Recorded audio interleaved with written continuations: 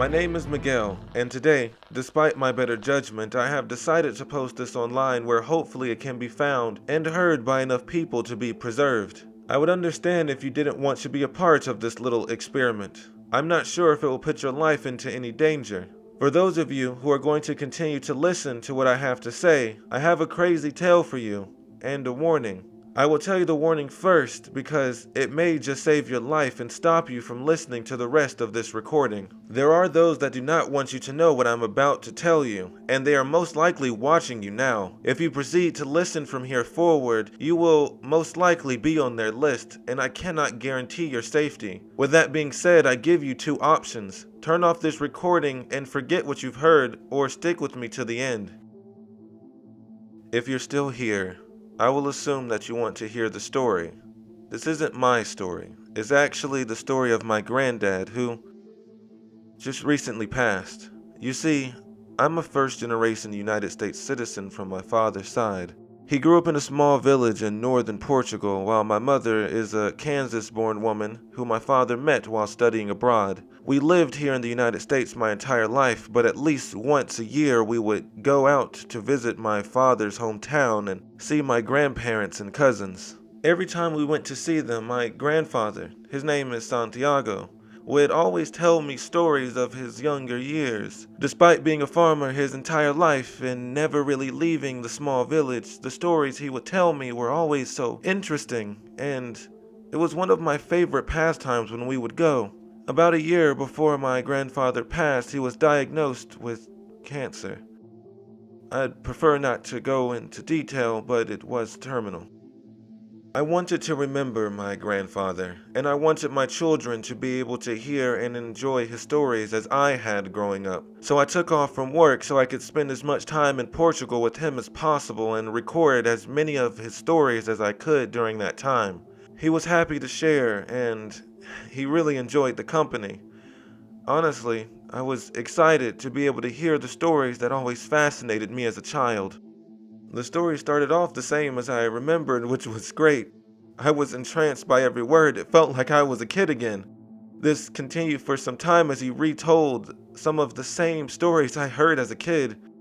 Then, one day, we sat down to record and the story changed. He mentioned people I didn't know, family members I never had, and events that seemed impossible. This is how that interview went. I'll interject every now and then to clarify a few things. Alright, everything is set up. What story did you want to tell me today? Alright. I know the perfect story for you today. You can stop me if I've already told you this one. You see, when I was 14, Lucas and I decided that when we were done with chores, we would go out to the river to wash up and swim. You see, my father never really liked when we went back to the river to swim. I never really understood why he didn't like us to go back there. But anytime he would catch us, we would definitely get the switch. We came up with a secret spot that we can hide in if he ever went looking for us. We thought that we were so clever, but no matter where we hid or how good, he would always find us. Eventually, I think he just accepted that we would keep going back and allowed us to go as long as we were together. That night was going to be a full moon, and with the weather perfect, we knew it would be a great night to swim. With the harvest going on, it would be a relaxing way to spend a few hours. Pedro said he would lead us to a new secret spot where Dad wouldn't find us. I'm sorry, Granddad, but who is Pedro? I know I've mentioned him before. He was my oldest brother. After that, he went on a short rant about how I should listen more closely to his stories. Pedro led most of their adventures, so I should not have to ask who he was. The thing was, this was the first time he had ever mentioned Pedro or having another brother. Oldest brother. Oh, right. I was confused because no one ever mentioned grandfather Pedro. There were no pictures of him in the house or in albums. The only pictures I had ever seen were of Santiago and Lucas, never a third sibling. I decided I would just call my dad after and ask him about Pedro. Maybe there was a reason my granddad never mentioned him before, and I didn't want to interrupt the story too much, as that was not the point of the recordings. After we were done with supper, we snuck out of the house. We were careful not to be seen as we crossed the fields and made it to the edge of the fenced-in pasture. From there, we just took an old, rugged trail down to the edge of the small woodland which lined the property's perimeter. We would have to cross the woods in order to get to the river. While it was bright enough to see while we were in the clearing, under the trees it would be much more difficult. We would have to go the rest of the way by lantern light until we made it to the other side. We were excited to see the new secret spot where we knew our father would not find us, and Pedro seemed expressively excited to show us. The path to the new spot was longer than usual, and it became a little uneasy as the brush thickened and all around us became a darkened maw, with only the flickering light of the lantern held by Pedro to guide us. Me and Lucas began to wonder if Pedro perhaps got lost and was just too embarrassed to tell us. Then, as he broke through the final brush, we saw the moonlight. It shined directly into an almost calm, crystalline river. I had never seen a sight like that before. The water was moving, but it looked like a clean glass sheet without ripples and perfectly mirroring the sky.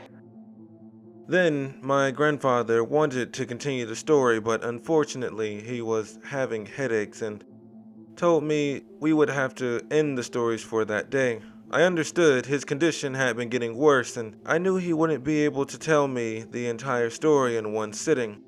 Although it left me with a lot more questions which I wanted to follow up with my father. I do apologize that I did not record the conversation with my father. He did seem genuinely concerned with what my grandfather had told me. As far as he knew, my grandfather did not have a brother named Pedro, and he never mentioned him before.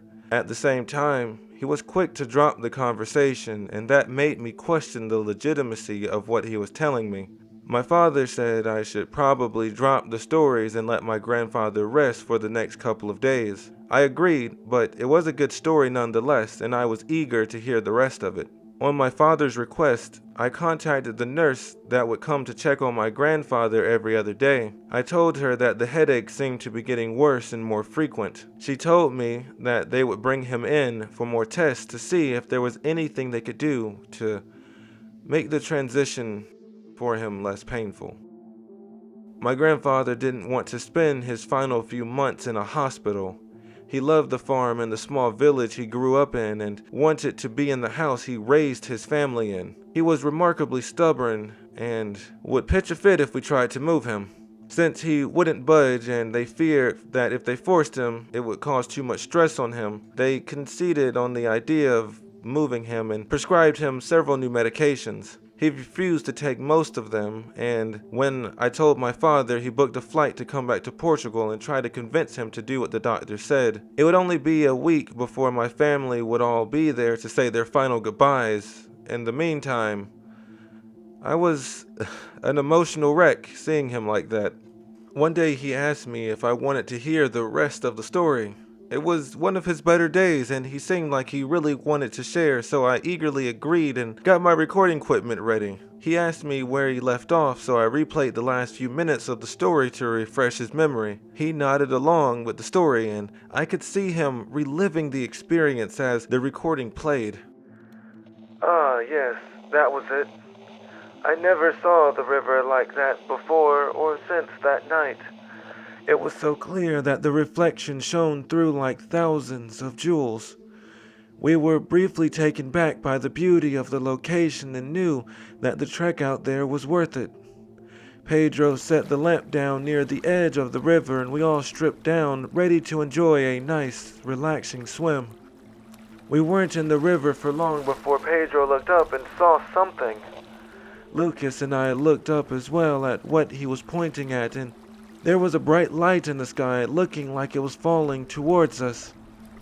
Pedro told us to swim as fast as we could, and we went further into the river away from the shore. Suddenly, with a loud boom, the object hit the forest, sending debris and ash into the air and starting a forest fire. The debris started falling all around us while we were in the river, and unfortunately, I was struck in the head with a falling rock. The next thing I remember, I was back in my house, lying on my couch in the living room. My mother was tending to me while my father outside was giving orders to some of the men on how they can protect the fields from the raging fire in the forest, which was growing closer. My grandfather then went on a tirade about different farming practices they used to prevent fields from catching fire. It was interesting, but not the focus of the story. It took a little while, but we finally got back on track. They managed to save the fields, but the forest fire went on for a couple of days, sparking up again after we thought it went out. My father was furious that we were out, and we spent the next few days working the fields even harder to make up for being belligerent. We were told to stay away from the river and the forest because it was potentially dangerous to go out there. After the fires finally went out, my father and a couple of the men from the village went to see what started the blaze. Sometime after, I would hear my mother and father talking about the strange rock that looked to be in the center of the impact. My father went to the village elder to inform them exactly what happened, and there was a meeting that, unfortunately, I was not privy to. My brothers and I were desperately hoping someone would tell us what they were planning to do next. Me and my brothers would have been completely out of the loop had it not been for Maria Santos, who overheard the meeting at her grandfather's house. The strange thing about the meteor was there was apparently a hatch on one side which looked like a door. All of the men that went to look at the rock was put off by its unworldly appearance.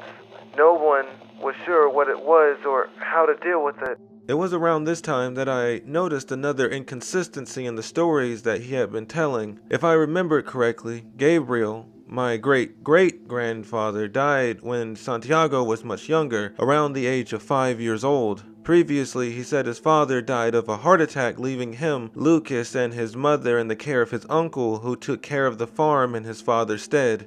Also, the village elder, who we talked about in other stories, didn't have any female grandchildren, and he's never mentioned Maria before in any other story. I wanted to say something then, but decided it would be better to let him continue. Unfortunately, he started feeling unwell, and I decided to cut the recording there. I told him we can continue when he's feeling better.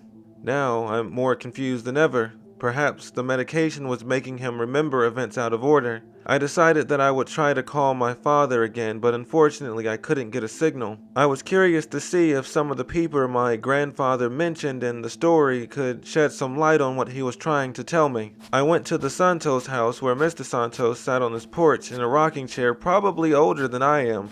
When I was little, I used to come here all the time and say hello, because they were like a second family to my dad. Mrs. Santos was inside cooking lunch whenever I walked up on the house. She walked outside when she heard me and Mr. Santos talking. They asked how my grandfather was doing and were saddened by the news. I told them that my grandfather had been telling me stories of the town in his younger years. Mr. Santos had been longtime friends with him, so I was hoping that he could elaborate on some of the inconsistencies I noticed. Mr. Santos said that there was a fire a long time ago, but it was caused by a lightning strike. My uncle was the one that got everyone together to put a fire out. He was unusually matter-of-fact about the situation, and when he was done, he refused to talk about it. I decided not to bring up Maria, as it seemed like Mr. Santos did not want to entertain the conversation any longer, making me feel like there was a chance that she may have passed away at some point. When I had returned to the house, my grandfather was outside walking the property with his cane. He walked up to the fence and watched the setting sun over the horizon. I was surprised that he was up and mobile. Over the past few days, he could barely stand on his own. I was happy to see him, but terrified as to what could have happened had he fallen before I returned. I walked out to him and leaned on the fence beside him. I wanted to scold him, but I knew he was tired of being cooped up inside all day, and I couldn't blame him. We stood there and watched the setting sun for a long time without saying a word. I just absorbed his presence. When the sun finally set, I helped him back inside. On the way, he told me something I wish I had recorded. "They won't tell you the truth," he said. "They can't, because they're always watching." I asked him what he was talking about, but he feigned ignorance, and he wouldn't bring it up again. When we got inside, he told me that he wanted to continue the story. At first, I told him that he should get some rest. He's been up all day and it's time for him to take his medication. However, this time he insisted and would not take no for an answer. So, I gathered up all my equipment and we began the recording again. I think we should continue this another day, Granddad. You should really get some rest. Just tell me when you have that recording doodad together. I want to finish the story this time. Alright, it's all up whenever you're ready. Let's see. Pedro and Lucas wanted to see the meteorite for themselves. They thought that it was only fair since it almost killed us when it hit the ground. When Maria found out that we were planning to see it, she wanted to go as well. Initially, I was against going at all. I was the only one that was injured in the crash, and I wasn't interested in going back to see the thing that hurt me. However, after some coaxing, they finally convinced me to go with them. Since Maria was going to tag along, we had to plan our expedition carefully so that we would not get caught. My father was extra cautious about the strange object out in the woods and would stay up late at night to make sure that we went to bed and did not sneak out. After a couple of nights, we finally had the opportunity to leave. My father and a couple of the men from the village had gone drinking, meaning that we had all the time we needed. We went to Maria's place to see if she could still come with us. When we arrived, Pedro tapped on her window and surely enough she managed to slip out with us. Even with all of us, I felt uneasy about going to see the object. I wish I had acted on that feeling, but I was the youngest and I wanted to be like Pedro. We decided it would be best to go the long way around the village without a lantern. Luckily, the path was illuminated enough to see under the crescent moon. Soon enough, we were at the charred entrance to the woodland. Ash from the fire still caked the ground around the forest, giving the once familiar area an unnatural air. A wiser me would have convinced them to stop right then. Unfortunately, 14-year-old me had something to prove. We continued into the forest and carefully made our way around the fallen trees which covered the ashen trail. Once we were far enough from the forest to not be seen by the house, Pedro lit the lantern and once again we followed him deeper into the unknown. Eventually we came to the impact zone.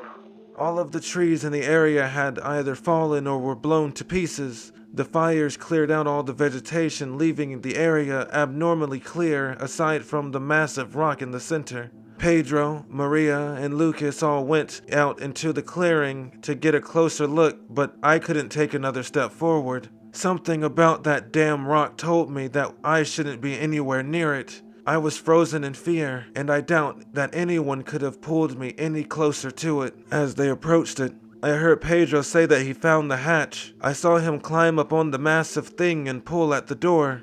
That's when Lucas finally noticed that I didn't follow.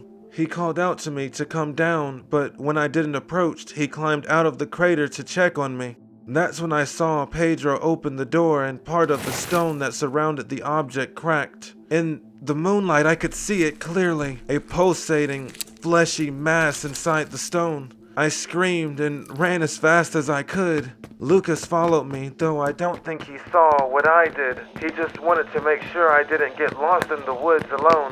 After a couple of minutes, he finally caught me, but by that point, we were already outside of the woods. I told him that it was a bad idea for us to go out there, and I was going to get Dad. He tried to stop me, but when I told him why I screamed, he decided that maybe that would be for the best. We ran back to the house where two men in the nicest suits I'd ever seen were talking to my father. My brother told me to sneak back into the house. He didn't want me to get in trouble too, since I didn't want to go in the first place. I did as he said and snuck back around the back and climbed in my window. I quickly undressed to seem like I was asleep and put on my pajamas. I wiped my face clean of all the sweat and walked to the front of the house. Right when Lucas told my dad that he, Pedro, and Maria had snuck out to see the thing in the woods. My father asked where the others were in a voice that shook the house. Lucas was frightened at the outburst, finally realizing the gravity of the situation, and said that they were opening the hatch when he sprinted home.